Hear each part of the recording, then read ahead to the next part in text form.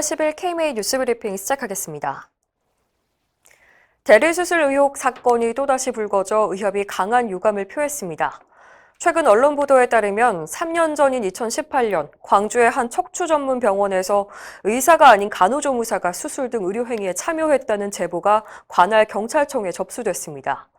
이에 대해서 의협은 일부 의사의 비윤리적이고 비상식적인 대리수술이 다시 발생했다는 소식에 충격을 금치 못한다고 밝혔습니다. 또 의사가 아닌 사람의 의료행위는 심각한 위해를 끼칠 수 있다며 대리수술을 주도하거나 알고도 묵과했다면 이는 의사의 명분에 반하는 행위라고 지적했습니다. 의협은 자체 진상조사를 거쳐 의료법 위반 행위와 의사윤리 위배 사실이 확인되면 해당 의사회원을 검찰에 고발하고 중앙윤리위원회에 징계심의를 요청할 방침입니다. 박수현 의협 홍보이사 겸 대변인은 무자격자의 의료행위는 의사와 환자 사이의 신뢰를 무너뜨리는 결코 용납할 수 없는 일이라며 연이은 대리수술 사건으로 국민께 심려를 끼쳐드려 깊이 사과드린다고 말했습니다. 또 전문가 평가제 추진단과 자율정화특별위원회 등을 통해 유사한 불법 행위에 면밀하게 대처하겠다고 강조했습니다. 의료기사 단독개원법에 대한 의료계 반발이 커지고 있습니다. 이 법은 더불어민주당 남인순 의원이 발의한 의료기사법 개정안인데요. 의사의 지도감독을 받아 의료기사들이 일하도록 규정한 현행법을 의사의 의뢰나 처방을 받아서 진료할 수 있도록 바꿨습니다.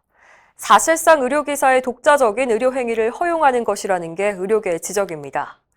대한척수학회는 성명을 내고 의료기사가 단독으로 의료행위를 할 경우 심정지와 같은 응급상황이 발생했을 때 의사의 즉각적인 대응이 불가능해진다며 환자 안전에 심각한 위험을 초래할 거라고 우려했습니다.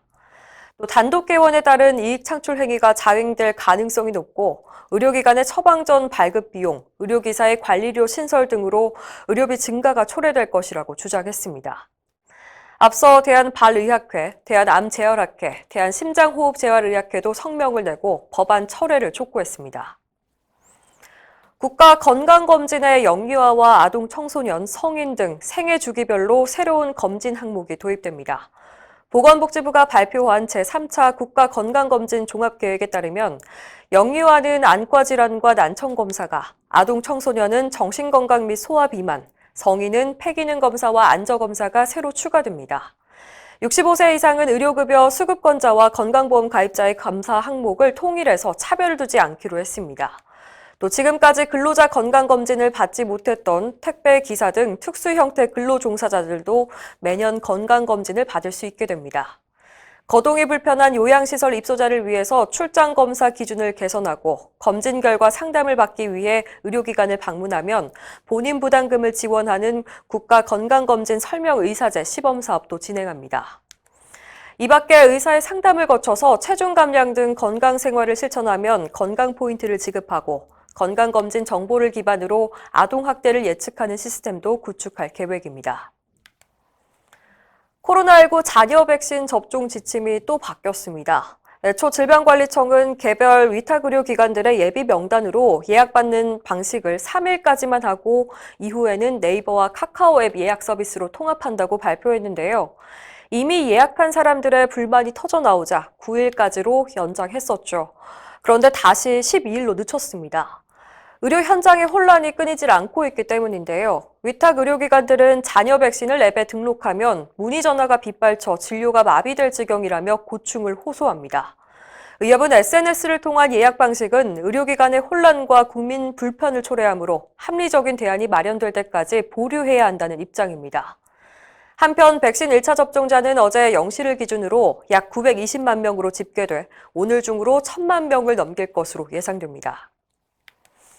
인터넷과 스마트폰 앱을 이용한 불법 의료 광고의 단속을 강화하는 방안이 추진됩니다. 현재는 하루 평균 이용자 수가 10만 명 이상인 인터넷 사이트만 의료 광고 사전 심의를 의무화하고 있는데요. 최근 국회에 제출된 의료법 개정안은 이용자 수와 관계없이 모든 사이트와 앱에 게시하는 의료 광고는 대한의사협회 등의 사전 심의를 받도록 했습니다. 법안을 발의한 더불어민주당 김성주 의원은 허위, 과대 등 불법 의료 광고는 국민의 알 권리와 판단 기준을 해쳐서 건강에 나쁜 영향을 미친다며 조속한 입법이 필요하다고 밝혔습니다. 한편 한국소비자원이 최근 2년간 미용 성형 의료 서비스와 관련한 인터넷 의료 광고를 모니터링한 결과 71개 의료기관에서 부당 광고 92건이 확인됐습니다. 이상으로 뉴스 브리핑을 마칩니다. 자세한 사항은 의협신문을 참고하시길 바랍니다.